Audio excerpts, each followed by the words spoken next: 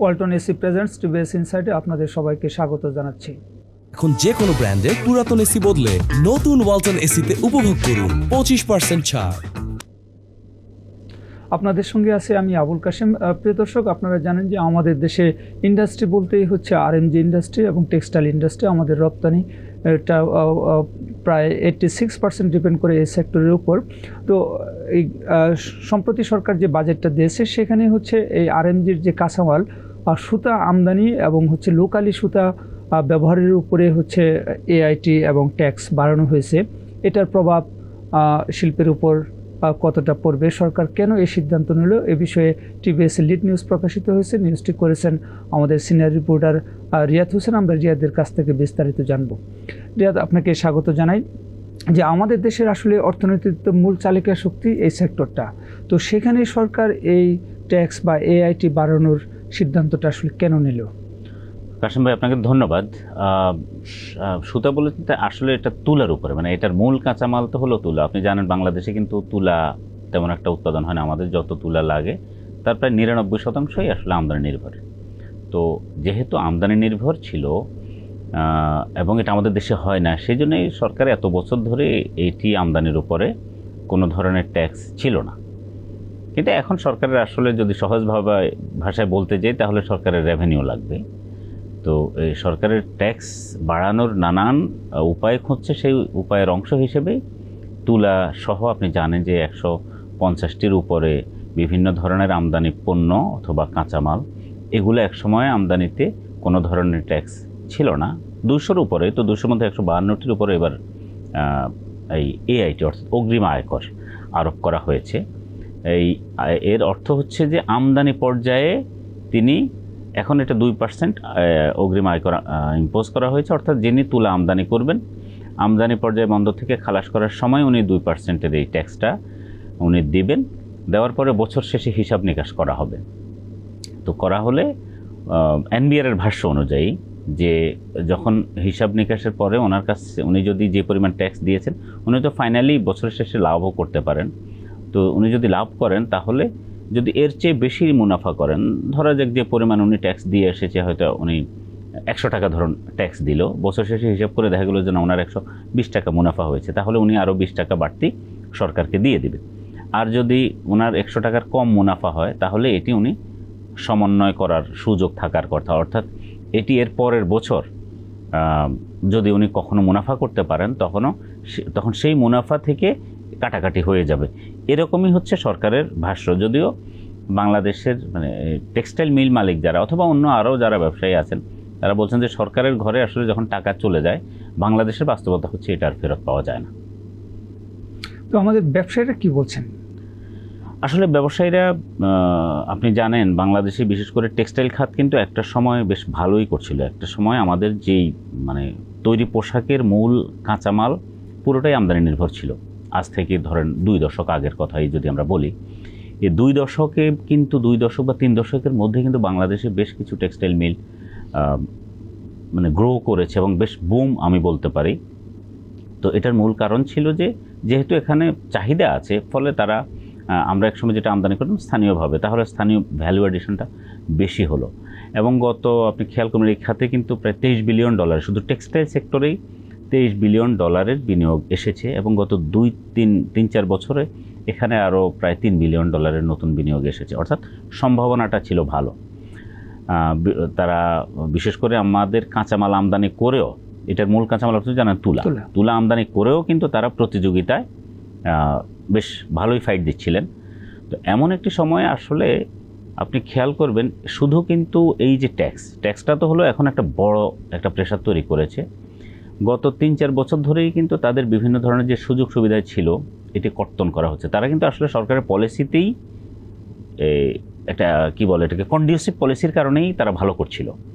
একটা সময় একটা বড় অঙ্কের ক্যাশ ইনসেন্টিভ সরকার দিত, 25% ছিল। 25% ছিল। এই 25%-এর ক্যাশ ইনসেন্টিভের বড় অংশটাই কিন্তু টেক্সটাইল মিল মালিকদের পকেটে আসলে পরোক্ষভাবে আসতো। তারপরে রিডিউসড রেটে সরকার গ্যাস সাপ্লাই দিয়েছে। তারপরে অন্যান্য কিছু সুবিধা, ব্যাংকের ইন্টারেস্ট রেটও মাঝে কিন্তু সিঙ্গেল রেট ছিল এরকম, বা শ্রমিকের মজুরি কম ছিল। এখন কিন্তু গত 3 বছরে গ্যাসের প্রাইস কম ছিল। এখন কিন্তু গত 3 বছর আপনি দেখেন গ্যাসের প্রাইস কিন্তু বেশ মানে দ্বিগুণ 3 গুণ বেড়ে গেছে গত এই 3 বছরেই। তারপরে আপনার যে 25% আমরা বললাম ক্যাশ ইনসেন্টিভ, সেটি এখন নেমে এসেছে মাত্র 1%-এ। তারপরে শ্রমিকের মজুরি কিন্তু গত বছরই বেড়েছে বা 1.5 বছর আগে বেড়েছে প্রায় 70%। গ্যাসের দাম বেড়েছে, আবার গ্যাস পাচ্ছে না। এক দিক দিয়ে হলো দাম বেড়েছে, আবার গ্যাস পাচ্ছে না। তো এর বাইরে আমি যেটা বললাম, ক্যাশ ইনসেন্টিভ, ব্যাংকের ইন্টারেস্ট রেট বেড়েছে, আরও অন্যান্য এরকম বেশ কিছু প্রেশারে পড়ে তারা ধীরে ধীরে আসলে তারা একটু টাফ সিচুয়েশানেই পড়ে গেছে। এখন নতুন করে যদি আবার 2% এআইটি দিতে হয়, তো 2% এআইটি দেওয়ার অর্থ হচ্ছে যিনি 100 কোটি টাকার তুলা আনবেন, আপনি জানেন এটা কিন্তু বড় ইনভেস্টমেন্টের বিষয়। যার 100 কোটি টাকার তুলা আসবে সারা বছরে, তার কিন্তু 2 কোটি টাকা এখানে সরকারকে দিতে হচ্ছে, এবং এই 2 কোটি টাকা উনি পাবেন না। তো এটি যদি না পান সরকারের কাছ থেকে, তাহলে কি হবে? উনি আসলে আলটিমেটলি কটনের দাম, সুতার দাম বাড়িয়ে দিবেন মানে দিতে বাধ্য হবেন। তো আমরা উদ্যোক্তাদের সঙ্গে কথা বলেছি, তারা বলেছেন যে তাদের প্রতি কেজি ইয়ার্নে যে পরিমাণ ট্যাক্স হবে, এটি যদি তারা ফেরত না পায়, তার প্রাইস বাড়াতে হলে বাধ্য হয়ে, তখন তার এটি আরও প্রায় 5 টাকার মতো, 4.5 থেকে 5 টাকার মতো প্রতি কেজিতে শুধু সুতার প্রাইস আরও বেড়ে যাবে। এমনিতেই কিন্তু বাংলাদেশের উদ্যোক্তারা গত কয়েক বছরের সরকারের এই পলিসি, অ্যাডভার্স পলিসির কারণে তারা এমনিতেই প্রতিযোগিতা একটু পিছিয়ে গেছে। একটা তথ্য আমি দেই আপনাকে, এটি আমাদেরকে গার্মেন্টস মালিকদের সঙ্গে কথা বলেছে এবং টেক্সটাইল মিল মালিকদের সঙ্গেও। তারা বলেছেন যে এখন প্রতি কেজি সুতা যদি ভারত থেকে আমদানি করে, তাহলে তার গোডাউনে আসা পর্যন্ত প্রায় এটা 7 কাউন্টের এটা কিন্তু বিভিন্ন কাউন্টের আছে, বিভিন্ন দামের, যে কোনো একটা কাউন্ট আমরা যদি 7 কাউন্ট বলি, তাহলে এটার দাম আসছে প্রায় 300 টাকা, 290 থেকে 300 টাকা। দুঃখিত, 7 কাউন্ট না, 30 কাউন্ট, 290 থেকে 300 টাকা এটার দাম। আর বাংলাদেশ থেকে যদি কিনে, তাহলে তার এটার দাম পড়বে হচ্ছে 330 টাকা। তো যিনি 290 টাকা বা 300 টাকায় তার গোডাউনে সুতা আনার সুযোগ পাচ্ছেন, উনি তো স্থানীয় টেক্সটাইল মিল মালিকের কাছ থেকে 300 টাকা দিয়ে সুতা কিনতে যাওয়ার কথা না। এবং তাই হচ্ছে, আজকেই বিটিএমের মালিকরা এই সরকারের যে সিদ্ধান্ত, এর প্রতিবাদ জানিয়ে একটা প্রেস ব্রিফিং করেছেন।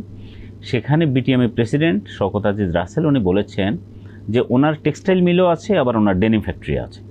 এখন ওনার ডেনিম ফ্যাক্টরিতে বিপুল পরিমাণে সুতা প্রয়োজন হয়। তো উনি বললেন যে আমি তো আমার মিল থেকে এই সুতাটা কিনতে পারি, কিন্তু আমি আমার সুতা মিল তো এখন কিনবো না বা কিনছি না। এটার কারণ হচ্ছে আমার মিল থেকে যে দামে আমি সুতা কিনবো, তার চেয়ে কম দামে আমি ইন্ডিয়া থেকে কিনতে পারছি। ফলে আমিও ইন্ডিয়া থেকে এখন সুতা কিনতে হবে। এটি শুধু উনি না, ম্যাক্সিমাম এই টেক্সটাইল মিল মালিকের পরিস্থিতিটা এখন এমন হয়ে গেছে। যেমন আমি বাংলাদেশের শীর্ষ রপ্তানিকারক ফকির অ্যাপারেলস, ফকির গ্রুপের প্রতিষ্ঠান, ফকির অ্যাপারেলসের মালিক পক্ষের সঙ্গে কথা বললাম। ওনারা বললেন যে ওনাদের গত 2 বছর আগে যে পরিমাণ সুতা প্রয়োজন হতো, তার অর্ধেক ওনারা স্থানীয় বাজার থেকে সংগ্রহ করতেন, সেটি এখন নেমে গেছে 20 থেকে 25%। অর্থাৎ পুরোটাই, বাদবাকি পুরো অংশটাই এখন আমদানি হয়ে গেছে, আমদানি নির্ভর হয়ে গেছে। তার মানে হচ্ছে এই যে দিনে দিনে সরকারের বিভিন্ন ধরনের প্রেশারের কারণে তারা আসলে ব্যবসা, যেহেতু প্রতিযোগিতায় তারা পারছে না, সে তো আর লোকসানে বিক্রি করতে পারবে না। একটা পর্যায়ে আসলে মালিকরা বলছেন যে তাদের এই ব্যবসা থেকে বের হয়ে যাওয়ার মতো অবস্থা তৈরি হয়েছে। এবং আজকেই তারা প্রেস ব্রিফিংয়ে বললেন যে এখন পরিস্থিতি এমন অবস্থায় দাঁড়িয়েছে, গ্যাসের প্রাইস বেড়েছে, আবার গ্যাস পাচ্ছে না। এই সব কিছু মিলিয়ে তাদের 90% মালিকই এখন চাচ্ছেন টেক্সটাইল ব্যবসা থেকে বের হয়ে যেতে, অর্থাৎ তারা এখন ফ্যাক্টরি বিক্রি করে দিতে চাচ্ছেন। পরিস্থিতিটা আসলে এমন অবস্থায় দাঁড়িয়েছে। না, পরিস্থিতি যদি এমন হয় এবং সব মালিক যদি ফ্যাক্টরি বিক্রি করতে চায়, তাহলে ফ্যাক্টরি কিনবে কে? কারণ কিনে তো সে কে লোকসানে চালাবে। এখানে আরেকটা বিষয় যে আপনার কাছে একটু জানতে চাবো, যে আমাদের এই যে টেক্সটাইল ইন্ডাস্ট্রি, তারা কিন্তু অনেক পুরনো ইন্ডাস্ট্রি এবং অনেকেই হচ্ছে আরএমজি দিয়ে ব্যবসা শুরু করছিল, ফলে তাদের দীর্ঘ একটা এক্সপার্টিস আছে। তো এতদিনে তারা মোটামুটি একটা সক্ষমতা তৈরি করতে পারবে না যে সরকারের ক্যাশ ইনসেন্টিভের উপরে যে ডিপেন্ডেন্সি, লং টার্ম ডিপেন্ডেন্সি, সেখান থেকে কি আসলে তাদের নিজস্ব একটা সক্ষমতা তৈরি করা উচিত না? সরকার তাদেরকে কিন্তু এইটি বহু আগে থেকে বলে আসছে যে আপনাদের এখন নিজস্ব ডিপেন্ডেন্সি তৈরি করা দরকার। এটি শুধু তাদেরকে নয়, যত ইন্ডাস্ট্রিকে সরকার আসলে সুবিধা দিয়ে আসছিল সকলকে। যেমন আপনি টেক্সটাইল মিল মালিকরা কিন্তু রিডিউসড রেটে ট্যাক্স দিতেন, অন্যরা যখন 25%, 30% ট্যাক্স দিত, তখন কিন্তু তারা এতদিন 15% ট্যাক্স দিয়েছেন। তারপরে তাদেরকে যেমন এই পুরো তুলা যেটা, সেটা কিন্তু আমদানির ক্ষেত্রে সুযোগ দিয়েছে। তো এখানে তুলা আমদানির ক্ষেত্রে যে ট্যাক্স, এটার একটা যুক্তিও আছে, কারণ আপনি ট্যাক্স মানে হলো ট্যাক্স ফ্রি যে সুবিধা, কারণ এটি তো আমাদের বাংলাদেশে হচ্ছে না। যদি বাংলাদেশে এমন হতো যে এটা বাংলাদেশে আছে, আমি লোকাল ইন্ডাস্ট্রিকে রক্ষা করার জন্য আমি কিছুটা মানে ট্যাক্স আমি দিলাম যাতে লোকাল ইন্ডাস্ট্রি, কিন্তু এখানে তো আমাদের তুলা নাই আসলে। তো যেহেতু এটা আমার আমদানিই করতে হবে, ফলে সেই বিবেচনায় আসলে সরকার এত বছর ধরে এটা দিয়ে এসেছে। এখন মালিকদের কথা হচ্ছে, হ্যাঁ এটা মালিক পক্ষের বক্তব্য যে আপনি সুবিধা যেটা আমাকে সবসময়, যেমন তারা কিন্তু এবার তাদের ট্যাক্স বাড়িয়েছে, এটা নিয়ে তারা খুব উচ্চবাচ্য করেনি, কারণ তারা দেখছে যে অন্যদেরও ট্যাক্স যেহেতু রেগুলার রেট, আমাদের আসলে এই রেটে যেতেই হবে, 27.5% তাদের কর্পোরেট ট্যাক্স। কিন্তু তাদের প্রশ্নটা হচ্ছে যে আপনি আমার যেমন গ্যাসের কথাই বলল, যে আপনি আমার গ্যাসের আনইন্টারাপ্টেড সাপ্লাই দিবেন বলে আমার টাকা বাড়ালেন, 11 টাকা থেকে 30 টাকায় নিয়ে গেল পার ইউনিট। সেখানে কি হলো, 30 টাকা ঠিকই নিচ্ছে সরকার, কিন্তু সাপ্লাই দিতে পারছে না। তো আলটিমেটলি তার দুই দিক দিয়ে লস, একদিক দিয়ে তাকে বেশি টাকা দিতে হচ্ছে, আবার গ্যাস না পেয়ে সেটার বিল দিতে হচ্ছে, অন্যদিকে অর্ডার ঠিকমতো সে সাপ্লাই দিতে পারছে না। এটি একটি উদাহরণ।